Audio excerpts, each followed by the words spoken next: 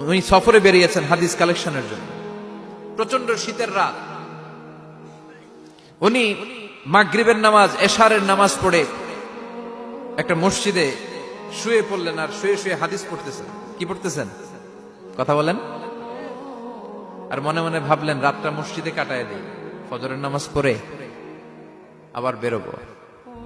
কিন্তু দারোয়ান এসে বলে মসজিদে থাকতে পারবেন না, ওঠেন। দারোয়ান আছে না, কথা কন।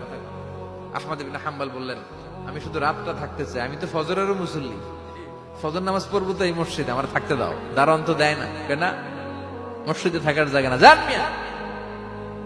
উনি যে আহমদ ইবনে হাম্বল এটা চিনে নাই, থাকতে দেয়। কি করবে এখন? উনি কাঁথা গুছিয়ে হাদিসের কিতাব নিয়ে কাঁধের মধ্যে ব্যাগ নিয়ে মসজিদ থেকে বেরোয় গেলেন। কি আর করবে, প্রচন্ড শীত, আর কাঁপতেছেন, বুড়ো মানুষ। পথিমধ্যে দেখলেন বাজার, বাজার একজন খাব্বাজ, শাবুন খাব্বাজ, যুবক রুটি বিক্রেতা। সে রুটি বিক্রি করে, চুলার মধ্যে রুটি সেকে। সে যে সালাম দিল, আসসালামু আলাইকুম। যুবক বলে, ওয়ালাইকুম আসসালাম। আহমদ ইবনে হাম্বল বলে, যুবক আমার যাওয়ার জায়গা নেই, সফরে বেরিয়েছি, খুব শীতে কষ্ট পাচ্ছি, রাতে যদি তোমার এই চুলা থেকে একটু আগুন পোহাই কোনো সমস্যা? যুবক বলে, না না সমস্যা না, আহলান ওয়া সাহলান, খোশ আমদেদ, আসেন আসেন, আপনি আগুন পোহাইলে আমার সমস্যা কি? সুবহানাল্লাহ পড়েন।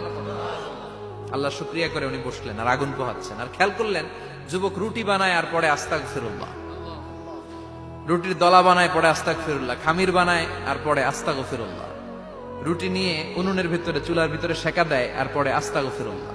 দোকানদারের কাছে কেউ আসলেই সে রুটি দেয় আর পরে আস্তাগফিরুল্লাহ।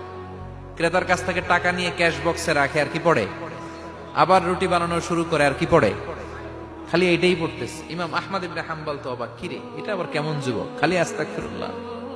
উনি প্রশ্ন করলেন, যুবক ঘটনা কি? আসার পর থেকেই তোমার দেখতেছি তুমি রুটি বানাও, রুটি বিক্রি করো আর পড়ো আস্তাগফিরুল্লাহ, মালাকা ইয়া শাবাব। যুবক বলে, আস্তাগফিরুল্লাহ আমার সবচেয়ে বেশি পছন্দের আমল, আমি সব সময় আঠার মতো ইস্তেগফারের সাথে লেগে থাকি আর সব সময় পড়তে থাকি আস্তাগফিরুল্লাহ, আর এর বদৌলতে আল্লাহ আমারে মুস্তাজাবুদ দাওয়া বানিয়ে দিয়েছে। আহমদ ইবনে হাম্বল তো অবাক, আনতা মুস্তাজাবুদ দাওয়া, তুমি মুস্তাজাবুদ দাওয়া, রুটিওয়ালা। আমি এত বছর হাদিস পড়াই, আমিও তো মুস্তাজাবুদ দাওয়া না, আর তুমি রুটি বেচো বাজারে, তুমি মুস্তাজাবুদ দাওয়া, তুমি দোয়া করলে সব কবুল হয়ে যায়। যুবক বলে, না আনা মুস্তাজাবুদ দাওয়া, আমি আমার জীবনে যত দোয়া করেছি কবুল করে নিয়েছে কে? সব দোয়া কবুল করে নিয়েছে আল্লাহ, একটা দোয়া ছাড়া। কয়টা? আহমদ ইবনে হাম্বলের কৌতূহল, কিউরিয়াসিটি আরো বেড়ে গেল। কি? সব দোয়া কবুল হয়েছে, একটা দোয়া ছাড়া। মাযালিকা দোয়া ইয়া শাব, কি সেই দোয়া?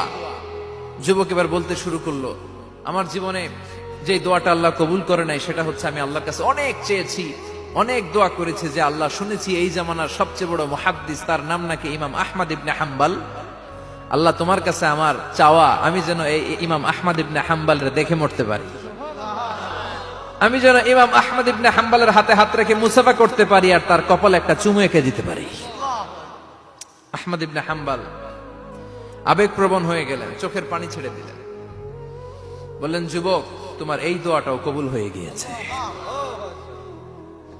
আহমদ ইবনে হাম্বলের দেখা সাক্ষাৎ পাওয়ার জন্য আহমদ ইবনে হাম্বলের বাড়িতে তোমার যাওয়ার দরকার নাই, আহমদ ইবনে হাম্বল তোমার দরবারে ছুটে এসেছে।